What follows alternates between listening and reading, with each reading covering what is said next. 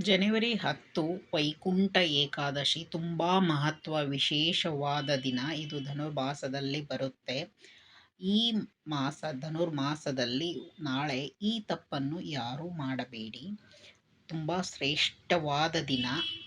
So ಯಾವ ತಪ್ಪನ್ನು ಮಾಡಬಾರ್ದು. ಆಮೇಲೆ ಅವು ಯಾವ ವಸ್ತುಗಳು ನಾವು ನೀರಿನಲ್ಲಿ ಹಾಕಿ ಸ್ನಾನ ಮಾಡಿದರೆ ನಮಗೆ ಧನ, ಆರೋಗ್ಯ, ಆಯುಷ್ಯ ಪ್ರಾಪ್ತಿಯಾಗುತ್ತದೆ ಅಂತ ತಿಳಿದುಕೊಳ್ಳೋಣ. ವಿಷ್ಣು ಅವತ್ತು ಅಂದರೆ ನಾಳೆ ವೈಕುಂಠ ಏಕಾದಶಿ ದಿವಸ ಗರುಡ ಮೇಲೆ ಕುಳಿತು ಭೂಲೋಕಕ್ಕೆ ಬರುತ್ತಾನೆ ಅಂತ ನಂಬಿಕೆ. ಎಲ್ಲ ದೇವಾನುದೇವತೆಯರ ಜೊತೆ ವಿಷ್ಣು ಬರುತ್ತಾನಂತೆ. ಅದಕ್ಕೆ ನಾವು ಇದು ವಿಶೇಷ ದರ್ಶನ ಅಂತ ಹೇಳ್ಬೋದು. ನಾವು ಈ ವಿಶೇಷ ದರ್ಶನ ಯಾವಾಗಲೂ ಸೂರ್ಯೋದಯದಕ್ಕಿಂತ ಮುಂಚೆ ದರ್ಶನ ಪಡೆದುಕೊಳ್ಳಬೇಕು.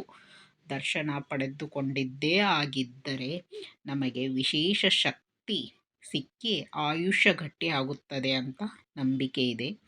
ಆರೋಗ್ಯ ಪ್ರದಾನ ಆಗುತ್ತದೆ.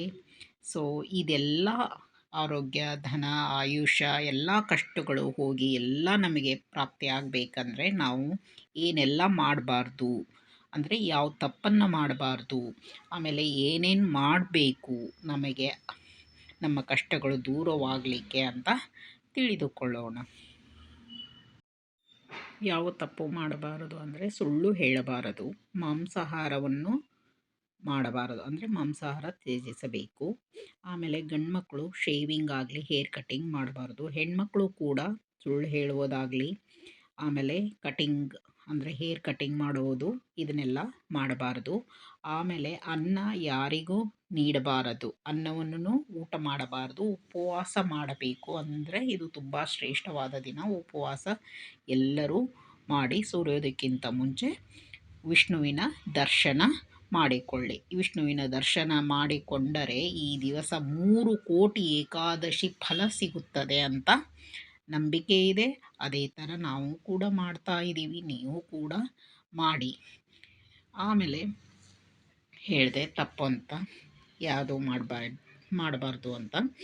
ಆಮೇಲೆ ನಾವು ಏನಂತಂದರೆ ಈ ಸ್ನಾನ ಮಾಡಬೇಕಾದ್ರೆ ನಾವು ಯಾವಾಗಲೂ ಕಪ್ಪು ಎಳ್ಳು ಏನಂದರೆ ಕಪ್ಪು ಎಳ್ಳನ್ನು ಮತ್ತು ಈ ಆಕಳು ಗೊಂಜಲ ಅಂತ ಹೇಳ್ತೀವಿ ನೋಡಿ, ಮೂತ್ರ, ಆಕಳ ಮೂತ್ರ, ಗೋಮೂತ್ರ ಅಂತ ಹೇಳ್ತೀವಿ, ಅದನ್ನು ಹಾಕಿಕೊಂಡು ಸ್ನಾನ ಮಾಡಿದರೆ ಶುದ್ಧತೆಯ ಸಂಕೇತ, ಪವಿತ್ರದ ಸಂಕೇತ ಅಂತ ನಂಬಿಕೆ.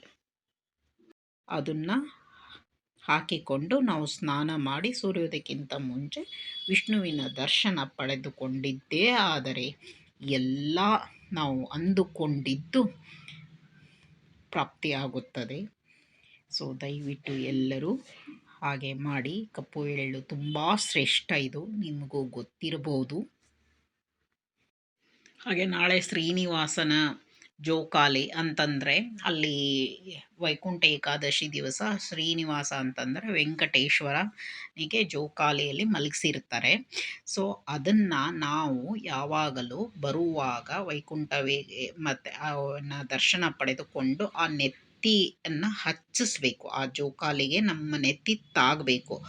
ಆ ನೆತ್ತಿ ತಾಗೋದ್ರಿಂದ ನಮಗೆ ತುಂಬ ಶಕ್ತಿ ಅಂದರೆ ವಿಶೇಷ ಶಕ್ತಿ, ಆಯುಷು ಗಟ್ಟಿಯಾಗುತ್ತೆ, ಆರೋಗ್ಯ ಪ್ರದಾನ ಆಗುತ್ತೆ. ಸೊ ಅದನ್ನು ಮಾತ್ರ ಮರಿಬೇಡಿ. ವಿಷ್ಣುವಿನ ಜೋಕಾಲಿ ಆ ನೆತ್ತಿ ಹತ್ತೋದ್ರಿಂದ ವಿಷ್ಣುವಿನ ಆಶೀರ್ವಾದ ಸಿಗುತ್ತೆ ನಮಗೆ, ಅಂದರೆ ಮುಕ್ತಿ ಕೂಡ ಸಿಗುತ್ತೆ ಅಂತ ಹೇಳ್ತಾರೆ. ಇವತ್ತಿನ ದಿವಸ ತುಂಬ ವಿಶೇಷವಾದದ್ದು. ವೈಕುಂಠ ಏಕಾದಶಿಯ ಮಹತ್ವ ನಿಮಗೆ ಗೊತ್ತಾಯ್ತಲ್ವ. ಸೊ ಮನೆಯಲ್ಲಿ ಕೂಡ ನಾವು ವಿಷ್ಣುವಿನ ಮೂರ್ತಿ ಇದ್ದರೆ, ಎಲ್ಲರ ಮನೆಯಲ್ಲಿ ಆದಷ್ಟು ಇದ್ದೇ ಇರುತ್ತೆ, ವಿಷ್ಣುವಿನ ಮೂರ್ತಿಯನ್ನು ಇಟ್ಟು ಅದರಲ್ಲಿ ತುಳಸಿ, ಆಮೇಲೆ ಹೇಳಿದ್ನಲ್ವ ಯಾಲಕ್ಕಿ, 27 ಯಾಲಕ್ಕಿಯನ್ನು ತೆಗೆದುಕೊಂಡು ಒಂದು ಬಟ್ಟಲದಲ್ಲಿ ಹಾಕಿ ಅರಿಶಿಣ, ಕುಂಕುಮ, ಹೂಗಳನ್ನು ಹಾಕಿ ಪೂಜೆಯನ್ನು ಮಾಡಿದ್ದೇ ಆದರೆ ನಮಗೆ ಅಂದುಕೊಂಡಿದ್ದು ಎಲ್ಲ ಆಗುತ್ತೆ. ಇದು 100% ಹೇಳ್ಬೋದು 100% ಅಂತ. ಸೊ ಈ ಥರ ನೀವು ಯಾಲಕ್ಕಿ 27 ಯಾಲಕ್ಕಿ ಪೂಜೆ ಮಾಡ್ತೀರಲ್ವ, ಆ ಪೂಜೆ ಮಾಡಿದ್ದನ್ನು ನೀವು ಮಾಲೆ ಥರ ಆದ್ರೂ ಮಾಡಿ ಸತ್ಯನಾರಾಯಣ ಆಗಲಿ, ವಿಷ್ಣು ಆಗಲಿ, ವೆಂಕಟೇಶ್ವರ, ಗೋವಿಂದ ಎಲ್ಲ ಯಾವುದೇ ಎಲ್ಲ ರೂಪ ಒಂದೇ, ವಿಷ್ಣುವಿನ ಎಲ್ಲ ರೂಪಗಳು ಅಂತ ಹೇಳ್ಬೋದು. ಸೊ ಅದು ಆ ಮಾಲೆ ಥರನೂ ಮಾಡಿ ನೀವು ಯಾಲಕ್ಕಿಯಿಂದ ಮಾಲೆ ಮಾಡಿ ಹಾಕಿ ದೇವರ ದರ್ಶನ ಮಾಡಿಕೊಳ್ಳಬಹುದು. ದೇವರ ದರ್ಶನ ಅಂದರೆ ದೇವರ ಮನೆಯಲ್ಲಿ ಪೂಜೆ ಮಾಡಿ, ಸೊ ಅಂದುಕೊಂಡಿದ್ದು ಖಂಡಿತ ಆಗುತ್ತೆ. ಸೊ ಪೂಜೆ ಮಾಡುವಾಗ ನಾರಾಯಣ ನಾರಾಯಣ ಅಂತ 108 ಬಾರಿ ನಾವು ಹೇಳಬೇಕಂತೆ. ಸೊ ಆ ಥರ 108 ಬಾರಿ ಹೇಳಿ ನಾನು ಕೂಡ ಇದೇ ಥರ ವಿಧಾನ ಹೇಗೆ ಹೇಳಿದ್ರು ಜ್ಯೋತಿಷಿಗಳು ಆಗಲಿ, ನಮ್ಮ ಗುರುಗಳು ಹೇಳಿದ್ದ ಥರನೇ ನಾನು ಮಾಡ್ತಾ ಇದ್ದೀನಿ.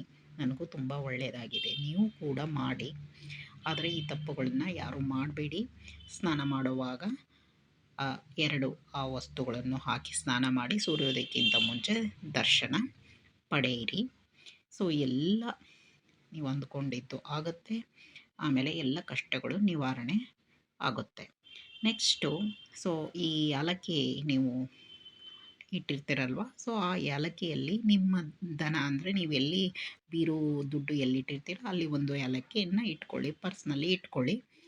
ಆಮೇಲೆ ಪ್ರಸಾದ ಮಾಡುವಾಗೂ ಯೂಸ್ ಮಾಡ್ಕೋಬಹುದು. ಈ ಯಾಲಕ್ಕಿ ನಾವು ಇಟ್ಟು ಪೂಜೆ ಮಾಡಿರ್ತೀವಲ್ಲ ಮನೆಯಲ್ಲಿ, ಸೊ ಆ ಥರ ಮಾಡ್ಕೊಳ್ಳಿ, ಒಳ್ಳೆಯದಾಗುತ್ತೆ. ಹಾಗೆ ಆ ವೈಕುಂಠ ಏಕಾದಶಿ ದಿವಸ ಶಿವಾಲಯ ಅಂದರೆ ಶಿವನಿಗೆ ಮಾತ್ರ ಮರಿಬೇಡಿ, ಶಿವನ ಆಶೀರ್ವಾದವನ್ನು ಹೋಗಿ ಪಡೆದುಕೊಳ್ಳಿ. ಎಲ್ಲೇ ಇರಲಿ ಶಿವನ ದೇವಸ್ಥಾನದಲ್ಲಿ ಶಿವನ ಆಶೀರ್ವಾದ ಪಡೆದುಕೊಳ್ಳಿ, ಒಳ್ಳೆಯದಾಗುತ್ತೆ. ಥ್ಯಾಂಕ್ ಯು, ಧನ್ಯವಾದಗಳು.